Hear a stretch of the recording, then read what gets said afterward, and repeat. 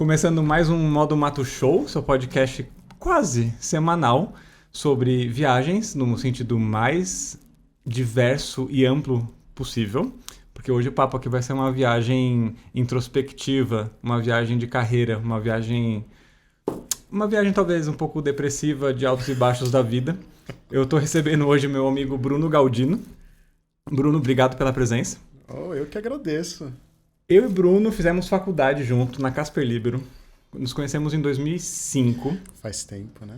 A gente fez diversos trabalhos juntos, passamos por muitas coisas juntos. Festas, bebedeiras algumas. Sim. Conversas profundas. Bastante. Mudanças de carreira. Hoje eu tenho orgulho de falar que eu não trabalho nada, ou quase nada, com relações públicas. Você não tá sozinho, viu? Então, tendo em vista que eu te conheço há 17, 18 anos, eu sei o quão sujo e indecente você é. Nossa, Igor, eu acho que aqui é o local ideal para você falar isso da minha pessoa. Eu tô mais tranquilo agora. Então, agora vai ser bom, porque assim, a gente vai começar... Eu quero saber, Bruno, como que tá sendo enfrentar essa crise de meia-idade? Mas quem tem meia-idade? Eu não tô na meia-idade. Você não tá na meia-idade? Eu não tô na meia-idade, eu tô na meia-idade. Todos estamos na meia-idade, cara. Pergunta difícil, né? Lógico que é. Vamos começar definindo o que é meia-idade? Acho eu tenho bom. uma teoria. Eu tenho uma teoria. A meia-idade é quando você começa a ter consciência e significar as coisas que estão na sua vida. Por exemplo, a família. Qual que é a importância da família que tem na sua vida? O seu papel dentro da família. Sim. O papel que cada um tem dentro da família. Ou num relacionamento. O que você espera de um relacionamento? O que é um relacionamento para você? Sim. E isso em diversos aspectos. De trabalho, de lazer, de tudo. Né? De amigos. Quais amigos que você quer estar próximo ou não? Ou o que é aquela amizade de infância que você não faz muita questão de cultivar ela hoje ainda? E com o passar do tempo você quer se encontrar menos com algumas pessoas, sim. Pessoas. E, por exemplo, caiu a ficha recentemente para mim, recentemente eu digo de uns 3, 4 anos talvez, de alguns amigos da infância e adolescência que realmente assim, eu forçava uma barra para tentar uma amizade, um contato. Falei, cara, a pessoa também não quer, a gente vive em mundos completamente diferentes. Eu acho, Igor, que tem amizades que são contextuais. E eu percebi isso às duras penas, porque eu sou agregador. Eu gosto de levar gente com quem eu estudei, com quem eu trabalhei, para um risoto lá em casa. Entendi. Então, por isso que você está falando que é contextual, porque desde a faculdade que a gente terminou, você nunca me convidou para ir na sua casa. Nossa, Igor, eu acho que... Tô constrangido agora. Pra estar mesmo. Eu não uma sei lavação como, de roupa suja. Eu não sei como isso aconteceu, mas no fundo tem sempre uma razão, né? Pense sobre isso. Difícil, gente. Olha, a gente é pego de calças curtas aqui, né? O que acontece? Eu sofria muito tentando trazer as pessoas comigo que não queriam vir. Talvez porque eu fui ficando mais chato ao longo do tempo. Essa é uma verdade. Mas muito, muito em função de, caramba, a relação existia naquele trabalho, naquela empresa, naquele curso, naquela faculdade, ponto. Constatar isso doeu. E aí eu me apaziguei. E eu entendi que algumas pessoas atravessam a vida com você. Você é uma delas. Embora não tenha comido risoto ainda na minha casa. Mas você é um dos exemplos de amigos que transcenderam o contexto. Sim. Eu acho que isso impacta bastante do ponto de vista de significados que vão mudando ao longo do tempo. Às vezes você se mantém numa relação de amizade, de namoro ou de casamento, seja lá o que for, com uma cabeça que você tinha há 10 anos, há 5 anos e... o rio já correu. É outro contexto e você continua com aquela cabeça, com aquelas expectativas. Que era um pouco o que eu sentia querendo trazer as pessoas. Era o Bruno lá da faculdade, era o Bruno do emprego e tal. Igual aquela pergunta de RH, onde você se vê daqui 5 anos? Deus meu, eu tenho pavor dessa pergunta. Se essa pergunta fizesse o mínimo... Eu nunca consegui responder isso, porque eu nunca consigo... E quem responde, não duvido que não mude no outro dia. Então, se tivesse uma resposta, cara, em 5 anos... Você vai perguntar isso pra mim? Não, mas pensa como que era 5 anos atrás. Como que era 3 anos atrás, antes da pandemia. Nossa. Como que você era. Então, lindo, eu continuava lindo. Sim, isso sempre foi. Bom, primeiro a gente muda. E eu acho também que com essa meia-idade, vamos chamar de meia-idade, vem um sentimento de você ter uma percepção maior do tempo. De você entende como que funciona o tempo, que o tempo muitas vezes vai amadurecer as coisas e vai curar ou vai piorar as coisas, mas principalmente que o tempo é finito. Porque nessa época você muitas vezes já teve algumas perdas grandes na sua vida, então você já lidou com morte, você já tá vendo cabelo branco, barba branca. Não precisa falar aqui, né, Igor? Eu tô falando de mim mesmo. Ah, tá bom. Você vê que seu metabolismo não é igual... Tipo, fazer uma academia com 20 anos, você puxa 2 ferros ali e já tá com o braço definido.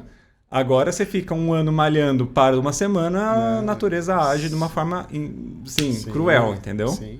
Então, eu acho que tem várias coisas ali que significam essa crise de meia-idade. E aí você passa por uma reinvenção que muitas vezes você compra um carro conversível. Ou você compra uma Defender, ou você quer ser youtuber. Você acha que a nova crise de meia-idade é querer ser youtuber? Olha, eu acredito que sim, Brasil, né? Eu também quero ser youtuber. Não, a sua mudança de carreira, ela é tão grande quanto a minha, acho que não tanto, mas a sua mudança de carreira é brutal. Eu acho que eu nunca cheguei a construir uma carreira para mudar dela. Eu sempre fui mudando antes de ter uma carreira em alguma coisa, entendeu? Eu acho que mudança de carreira tem um quê muito fantasioso. Vai fazer o que você nasceu pra fazer. Larga tudo. Larga tudo. Que você só tem tudo. Gente, largar tudo, né? Larga tudo. É profundo. Tinha que ter um dia aqui só pra falar sobre isso. Mas é um perrengue. A melhor parte da mudança de carreira é quando você tá em contato com a intenção da mudança. Ai, vou ganhar mais. Vou fazer o que eu gosto. Puta, que delícia. Ai, eu vou estar em tal lugar. Eu não vou ter que me relacionar mais com esse chefe do cão, esses fulanos horrorosos aqui do meu trabalho, etc. Mas quando você começa o processo, meu amigo, falo por mim e não conheço ninguém que tenha feito uma transição tranquila, numa boa. E eu acho que por mais que eu tenha... Bom, a gente se formou RP. Relações públicas. Não sei se eu falei isso no começo. Relações públicas. E eu cheguei a trabalhar praticamente 10 anos com comunicação.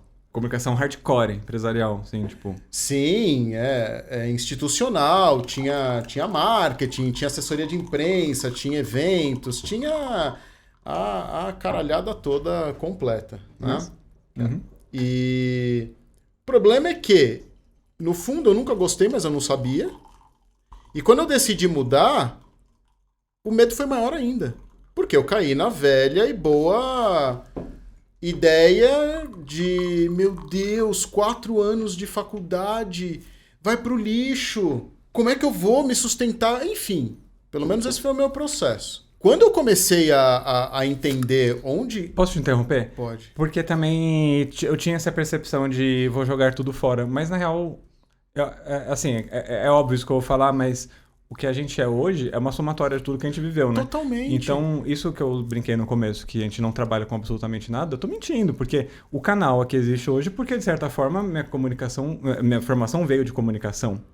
Sem dúvida. Eu consigo pensar, por exemplo, nos públicos que assistem o canal, ou pensar em alguma estratégia de comunicação pro canal, por mais que eu não trabalhe mais com... O ritual do dia a dia, da profissão, que não faz mais sentido para nós, no entanto, a essência permanece. Porque o curso, eu adorei o curso. Né? Eu me lembro de vocês também gostava... Eu gostava, mas eu não tinha consciência do que eu gostava não, entendeu? Na verdade, quando eu terminei a faculdade, depois eu fui fazer design gráfico. Eu lembro. Na Escola Pan-Americana. E aí foi lá que eu comecei a gostar de estudar na minha vida. Foi a primeira vez que comprei um livro porque eu queria comprar um livro e ler sobre algum tema. Ali foi a primeira vez que eu tive prazer de estudar alguma coisa. Faculdade foi legal porque ok, mas eu fui meio indo só na onda, assim, tipo, não Sei. tinha muita consciência do que eu tava fazendo. Pois é, a essência da faculdade também me ajuda tremendamente hoje na minha função como consultor de desenvolvimento pessoal e profissional. Mudou, mas não mudou tanto. Porém, a grande mudança foi você sair de uma condição de salário todo mês para a vida de autônomo, de empreendedor. Esse é um processo, para muita gente, pelo menos para mim, doloroso. Porque não sabia vender, queria ajudar as pessoas com o curso que eu estava fazendo. E quando eu penso em marcos na minha vida, ter mudado de carreira foi o Marcos, pensei, o Marco Aurélio, o Marcos Paulo. Desculpa, gente, foi ruim. É difícil, né? A gente vem pra cá com uma intenção séria e gongado. Minha cabeça funciona assim. Sei. Um dos grandes marcos é esse, foi a mudança, porque eu passei a ter prazer com o trabalho. Gostava de estar com as pessoas, de ajudá-las a pensar sobre elas, sobre as dificuldades delas. Né? Uhum. O que me fez pensar de largada, por que eu não fiz psicologia? Veja, são 10 anos trabalhando com isso, Igor. E quando você fala... Caramba, 10 anos já. 10 anos. A gente tá ficando velho, hein, cara? É igual um vinho. Ou você vira vinagre ou você fica mais gostoso. Ô, Bruno, mas quanto vinho do Porto?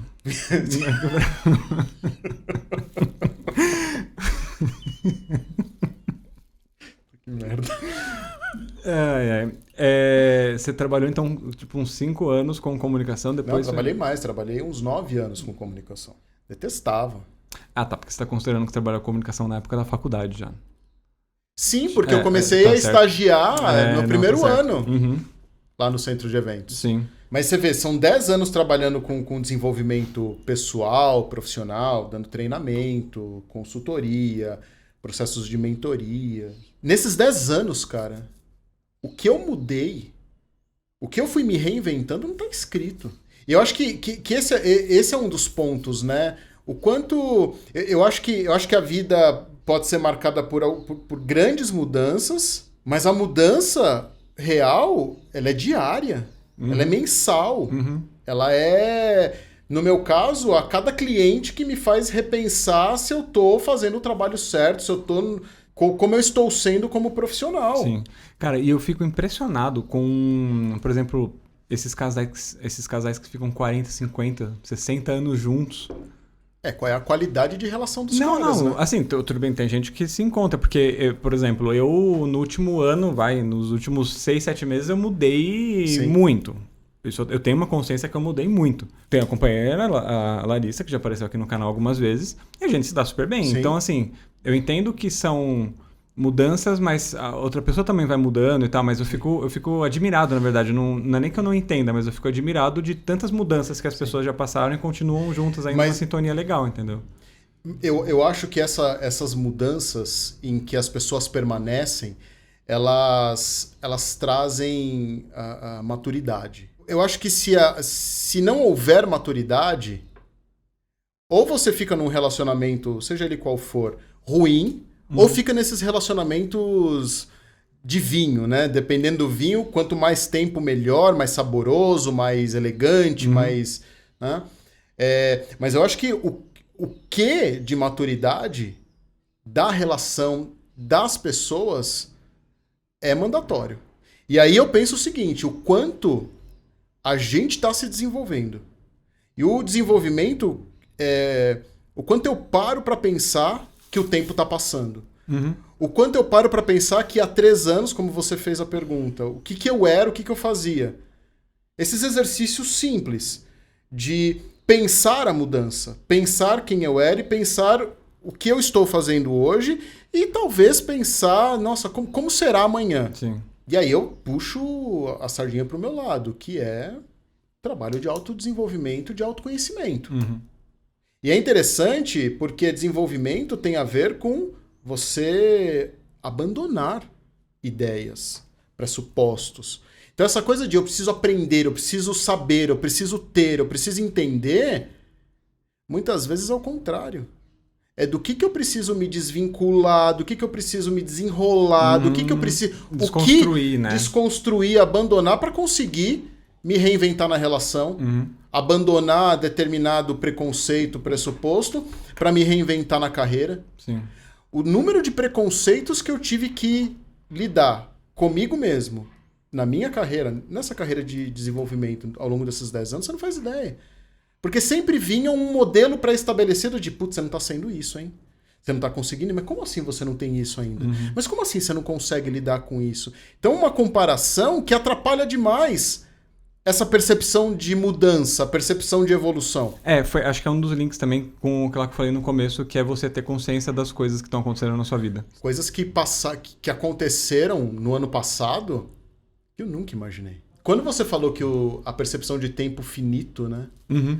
Esse foi um dos pontos que me fez entrar num processo de busca e mudança em contexto familiar tremendo, porque eu me percebi com 37 anos lidando com uma angústia que eu não sabia o que fazer, mas sabia que precisava, porque eu já estava com quase 40 anos e um peso enorme para resolver. No seu trabalho de desenvolvimento, você sentiu que a pandemia... Aliás, o quanto que a pandemia mudou no perfil de cliente, ou mesmo nos clientes que você já tinha?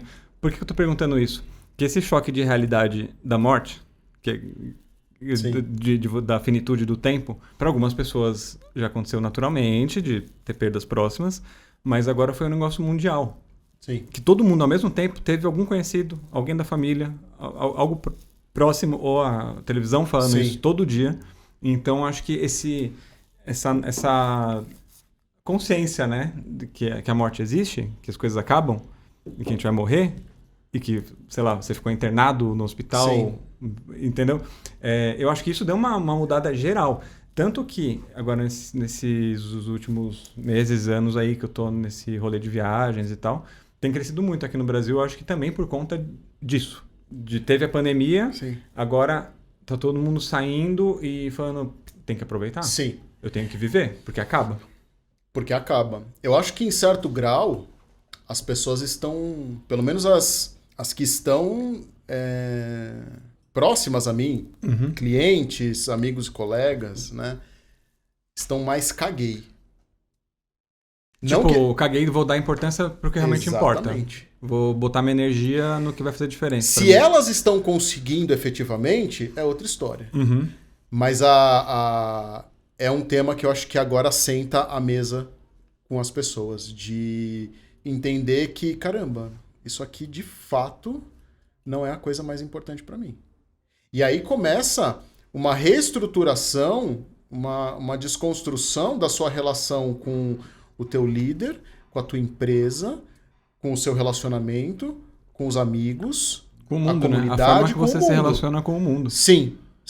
Eu acho que eu percebo nas falas, em algumas atitudes, as pessoas um pouco mais, veja, no meu contexto, as pessoas um pouco mais corajosas para saírem de algumas certezas que até então predominavam. Como eu disse, se elas estão de fato efetivando os planos, as vontades, os desejos que vêm dessa vontade de aproveitar mais o tempo, porque daqui a pouco eu vou, né, partir, é outra história. Porque aí vem uma série de questões de expectativas, de coragem, de qualidade emocional para segurar o processo da mudança, da transformação.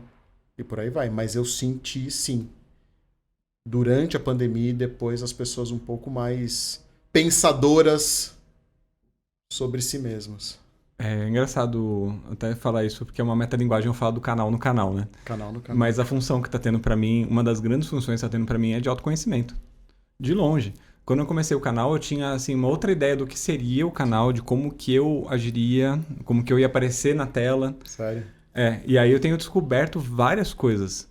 Do tipo, a primeira que virou uma chave pra mim foi que algumas pessoas chegavam e falavam, pô, você é engraçado. E eu não me considerava, pelo menos, uma pessoa engraçada. Você é muito engraçado. Você tem um humor então, de bueiro, né? Você sabe disso. Por isso mesmo. Acho que é por isso que a gente se encontrou na faculdade. Mas né? é por isso que eu acho que eu não sou engraçado, porque eu acho que é um humor meio raso, meio bobo. Então, não. Sabe? Não, porque pelo menos o que sempre me chama muito a atenção no humor que você tem, que você é sarcástico, você é irônico e você é sério. E isso me dá muito medo de falar algumas coisas no tom de piada na internet. E ofender alguém. Não de ofender, mas, por exemplo, de fazer alguma coisa falando sério, mas sendo irônico. E as pessoas acreditarem. E aí tem aquele recorte daquele vídeo, Sim. o Igor falando isso. Mas quando... Veja... Eu tenho certeza que o meu fim desses 5 minutos de fama que eu tô tendo aqui na internet vai ser isso, tá ligado? Alguma fala minha descontextualizada. Mas o grande medo que eu tenho... de WhatsApp. O grande medo que eu tenho é esse também. Nos últimos tempos eu tenho te procurado para conversar sobre as minhas angústias profissionais, você sabe disso. Você também falou assim, puxa, Bruno, cadê o Bruno engraçado que eu conheço? Né? Eu acabei de ver aqui o teu vídeo, eu não vejo o Bruno Sim. que eu conheço. Porque eu tenho esse medo também. Uhum. Eu sei que o meu humor, ele também é um humor sarcástico, irônico, que a chance de eu fazer merda, falar alguma coisa que ofenda, é grande. Me dê um exemplo. Você tá brincando comigo. Não tô brincando, porque desde a hora que eu liguei a câmera, você mudou sua voz. Você mudou sua postura, você mudou a forma de você falar. Então, o Bruno que eu conheço não é o Bruno que está na minha frente. Deus, que fique registrado, mas tá bom, sou tá eu, ótimo. Sou eu. Não, E deixa eu falar uma outra coisa. Não tem um problema de quando ligar a câmera você ser uma pessoa... Não ser uma pessoa diferente, mas você ter uma postura diferente de como você fala para a câmera. Por exemplo, eu agora estou divulgando no canal os vídeos do Pantanal, que eu fiz com o Thiago. E ele é jornalista. Então, quando você liga uma câmera na frente dele, ele se porta como um jornalista. Tá. O que é ok. Se eu for tentar fazer isso, eu vou parecer um imbecil falando pra câmera. Entendeu? A diferença. Então, quando eu tô gravando, ou aqui no podcast, ou nos vídeos de viagem, eu penso assim, cara, eu tenho que ser o mais fiel possível com o que eu sou. Porque se eu não for isso, vai parecer um personagem que vai... eu concordo. Entendeu? Eu concordo. O que eu acho que eu ainda tô assimilando, qual é o meu estilo de comunicação na câmera? Porque eu me sinto intimidado quando eu tô... Mas intimida. Quando eu tô em frente à câmera. Eu faço os meus vídeos simplesinhos de celular e posto. Cara, eu posso gravar aquele vídeo 1000 vezes, mas a hora que eu vou gravar me dá um frio na barriga que... Isso aí a gente vai aprendendo. Sim, agora, qual é o tom que eu uso? Eu não sei se quando eu tô falando de trabalho, se realmente eu dou mais espaço para um Bruno, talvez mais sério, um Bruno mais pensador, do que o Bruno que fala besteira...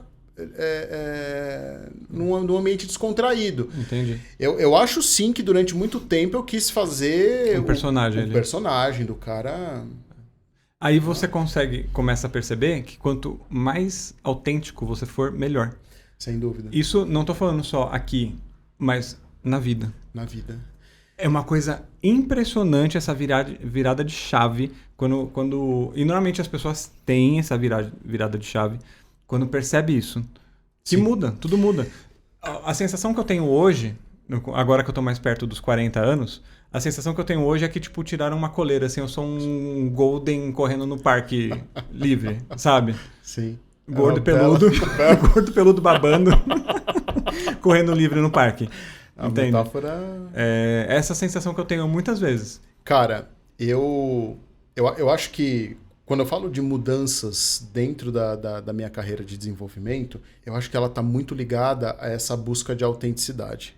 Porque desde o começo eu me rebelei em relação a alguns jeitos de se fazer desenvolvimento pessoal e profissional. Mas eu queria fazer parte do grupo, né? Então fica aquela briga. No entanto, nos momentos que eu escapava e era autêntico, eram os momentos que eu me sentia mais feliz, mais integrado, mais motivado.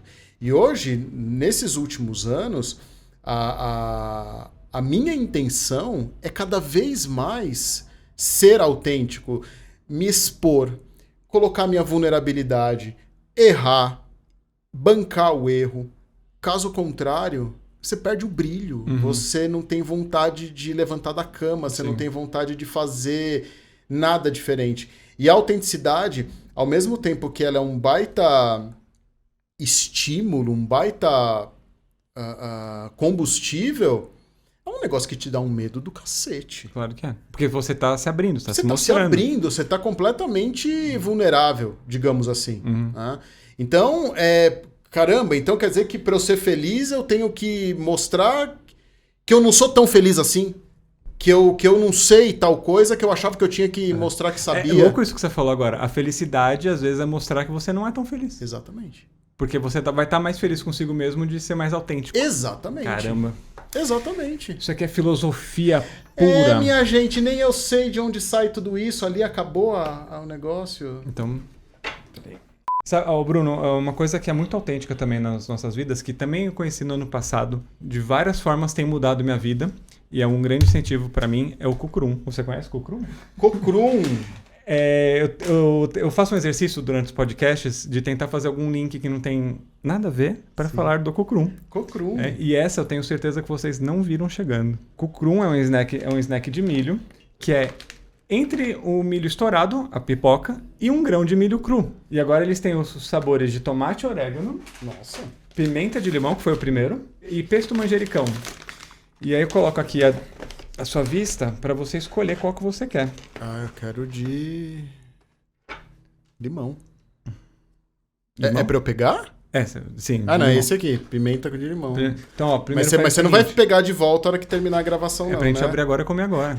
Gente. Peraí. Não. Tem uma técnica. Você vira ele, dá uma chacoalhada. Como? Vira. Vira pra baixo. Meu Deus. Isso, dá uma chacoalhada. Olha, sal. Tem o tempero, é isso? Sal, tempero. Beleza, acho que tá bom de chacoalhar. Agora você pode virar e abrir ele. Tem um rasguinho aqui do lado, aqui, ó. Porque esse negócio que dá assim na frente da visita e você não come, depois arranca da tua mão na saída. É o mesmo pacote que eu usei desde o primeiro programa. Não, tô zoando, não é? Nossa.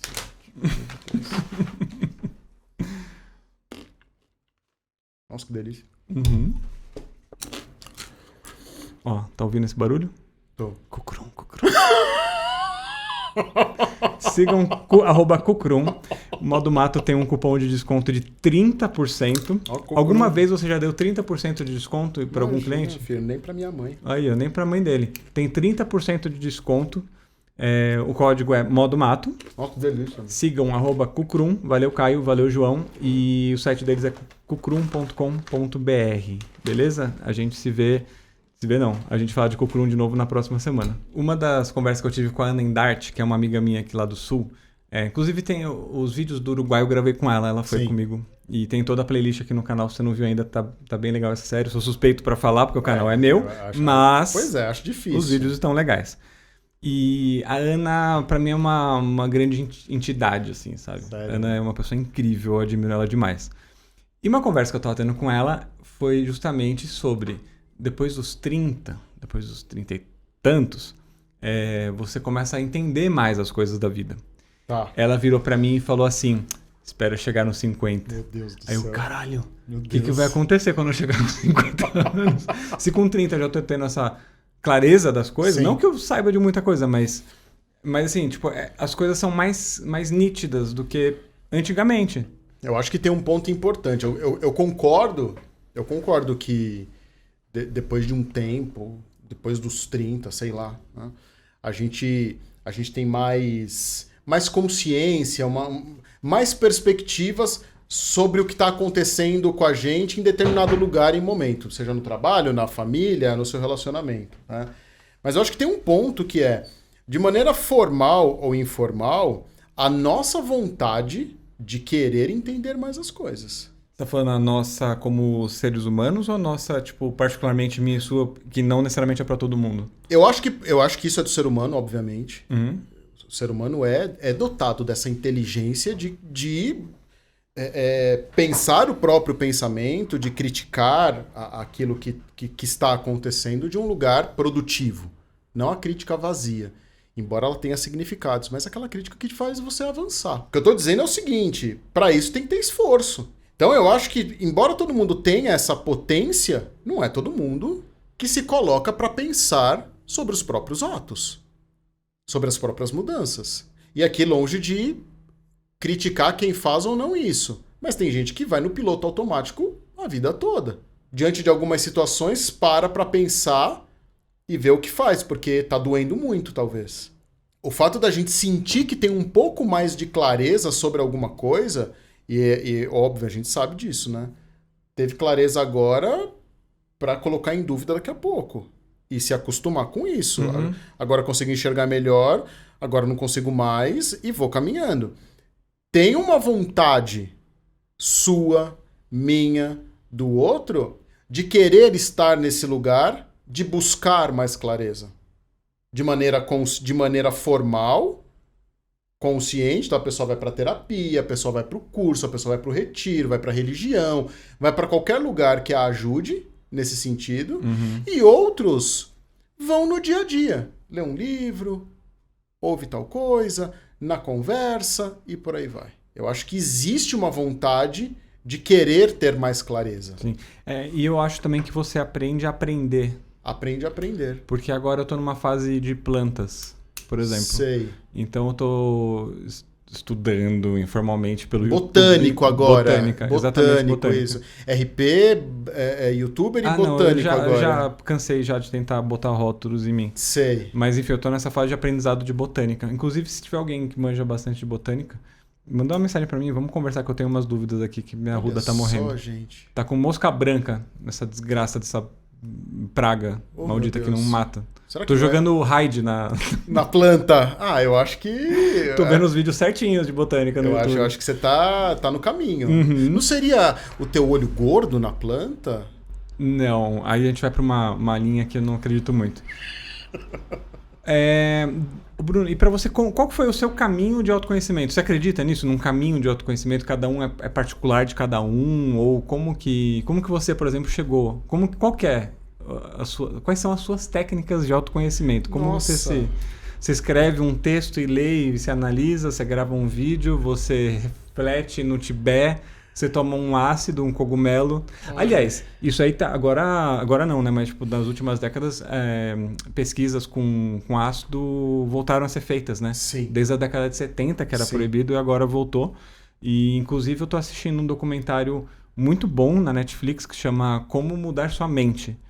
É daquele jornalista, escritor, Michael Pollan. Sim. Que ele tinha uma outra série chamada Cooked, que eram 4 episódios também, que ele falava da nossa relação com comida. Ele escreve muito sobre comida. Tá. Então era a nossa relação com a comida do ponto de vista de fogo, ar, terra e água. Olha que sensacional. E agora ele escreveu um outro livro que chama Como Mudar Sua Mente. Em inglês eu não sei qual que é o nome.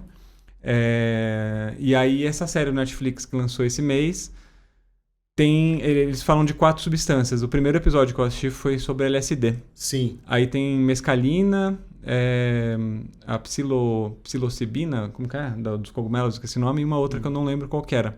Cara, é muito louco isso, para autoconhecimento, por exemplo.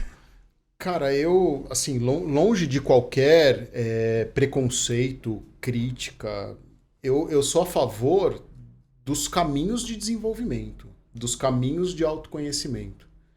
E eu acho que a gente pode começar essa caminhada de algum lugar, de um livro, de um curso, de uma experiência espiritualista, de uma experiência religiosa. Mas eu acho que o grande motor disso é você encontrar aquilo que faz sentido para você. Vou dar um exemplo. Tem gente que não vai fazer terapia. Não vai fazer um processo, sei lá, de autoconhecimento ou um retiro. Uhum. Mas pode se dar muito bem numa roda de conversas com pessoas que sabem um determinado assunto para ele. Então é acreditar nas pequenas ações que te ajudam a se conhecer mais. Porque às vezes a gente acha que tem só um jeito de fazer. Então eu tenho que ir pro curso tal, eu tenho que contratar o profissional tal. Não.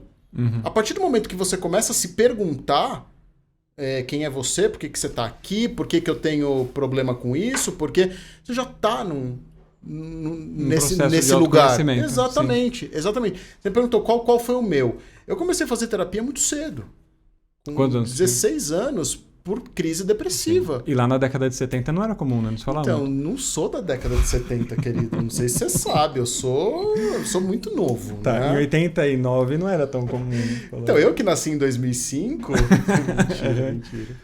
Não, mas sério, na época que você começou não se falava tanto de terapia igual se fala hoje, por exemplo. Eu acho que terapia é um negócio complicado, porque eu amo terapia. Uhum. Eu amo psicologia.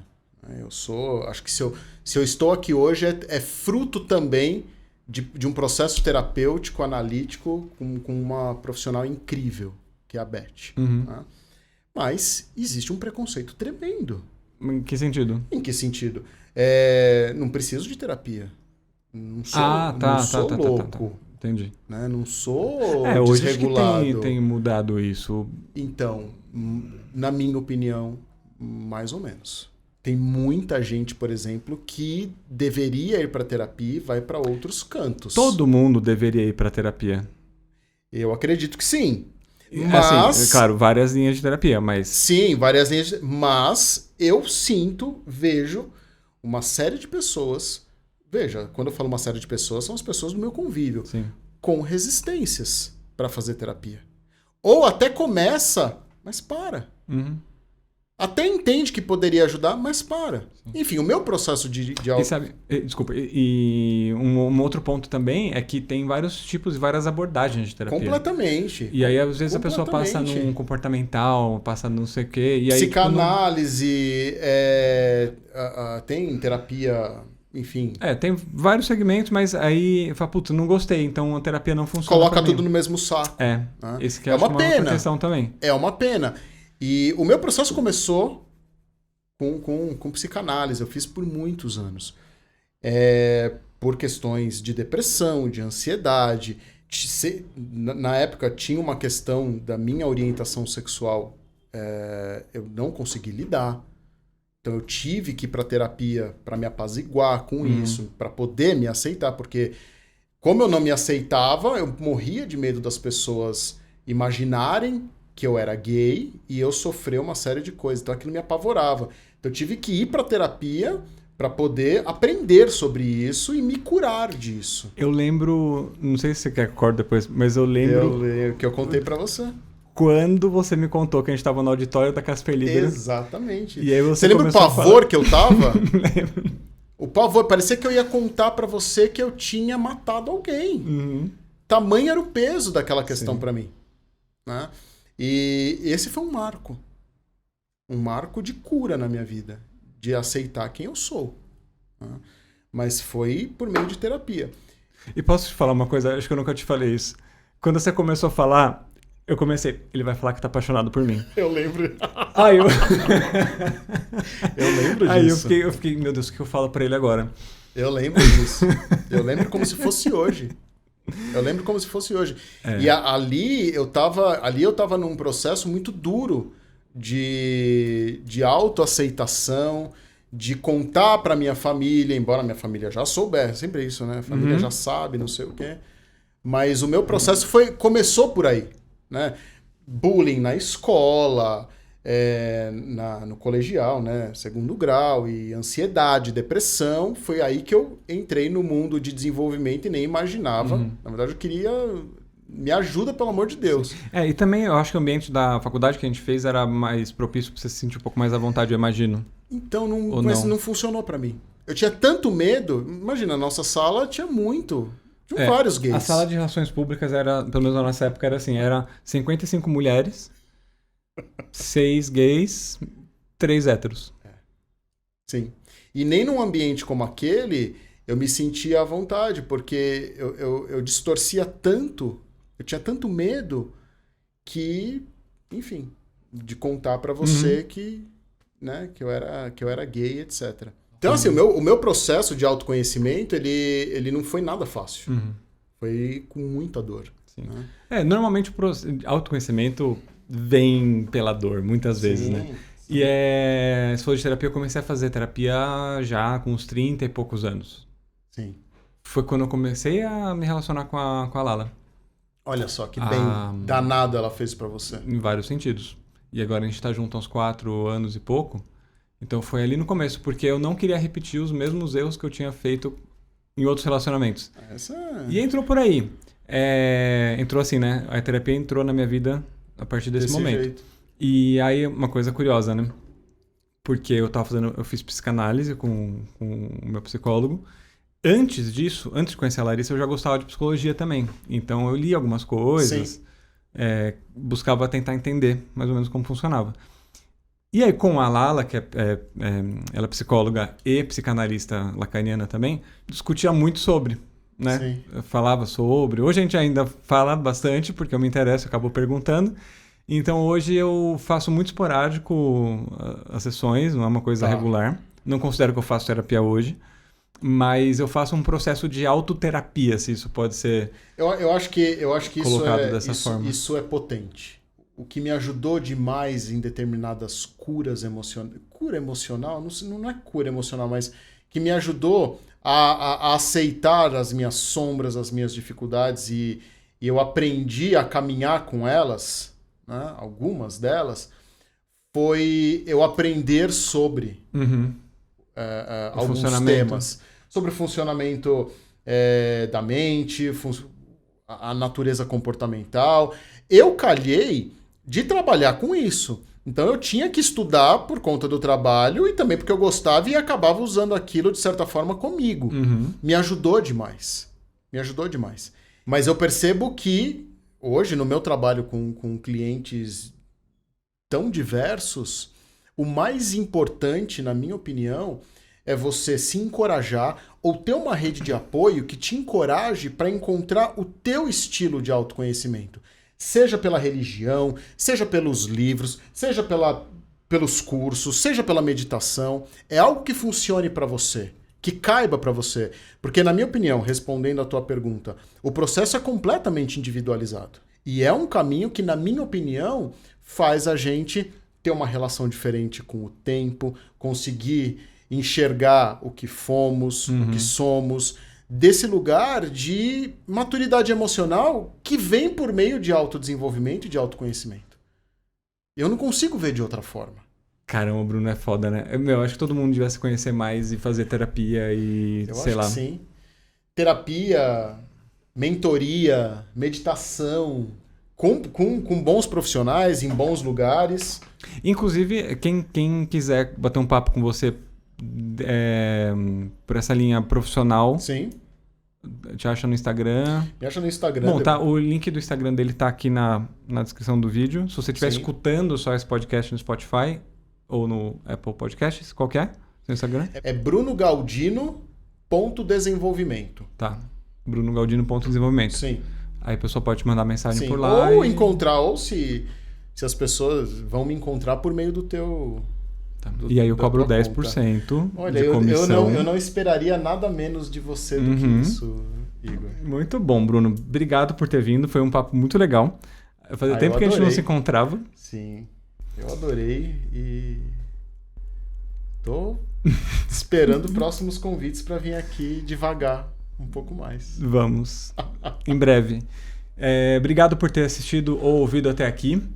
Se você gostou deste papo, se inscreve aqui no canal, que ajuda bastante. Deixa o like aqui também, que aí o YouTube vai entender que esse vídeo é mais relevante, vai mostrar para mais gente.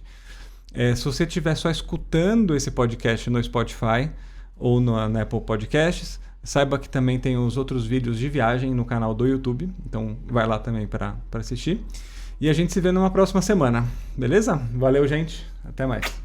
Beijo grande.